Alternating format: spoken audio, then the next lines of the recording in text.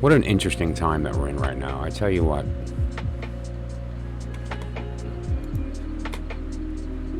We have all kinds of these conflicting energies going on, right? Like, we're entering a period of a decidedly feminine energy from a period that was, for a very long time, this... we've been experiencing the death throes of this end of the masculine. And now we have, symbolically, this experience in England where the Queen, the longest reigning monarch in their history, has passed.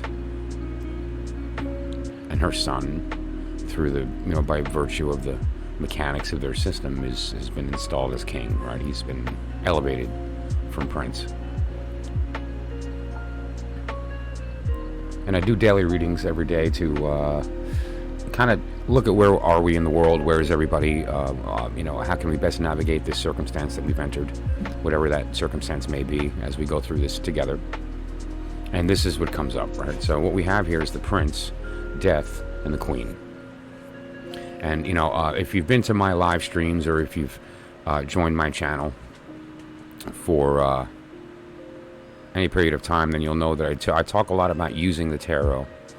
And I've spoken about the court cards a couple times, about this dance through the wheel of the year, the elemental dance of the princess being the vessel of the element, the ace, basically the throne of the ace, and how she, through this process, gives birth to the next element through courtship with the prince, who becomes the king, the knight, and then the role of the queen to foster this growth and allow for the next phase, and this repeats through this process, right? And now the courts dance through this year,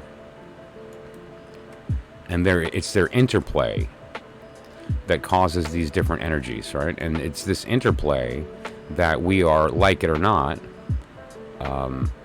affected by. It's this interplay that is responsible for the environment in which we navigate. So what this is referring to ultimately, and this is an energy that I think we've all felt, is we're in the process of this transformation from a decidedly masculine energy globally, societally, racially, into the feminine. And yet at the same time, the masculine isn't going easy, right? And it's and we're seeing a lot of this sort of clash, and that space in between where there's a lot of dynamic energy going on. It's okay. If it goes loud or it goes quiet, it's still going to go. And we can all be in this new way of thinking that we've shifted from the root chakra into and out of this compulsion to consume, into the opposite energy, which is the idea of the desire, the compulsion to bestow, as opposed to receive, which is it's the compulsion of the enlightened to be like God. What does God do? God creates. So that said, what we're looking at here is this transformation from the masculine to the feminine, and the fact that we now have this weird dichotomy of the rulership changing hands, and it's a transient one. It's not going to be long.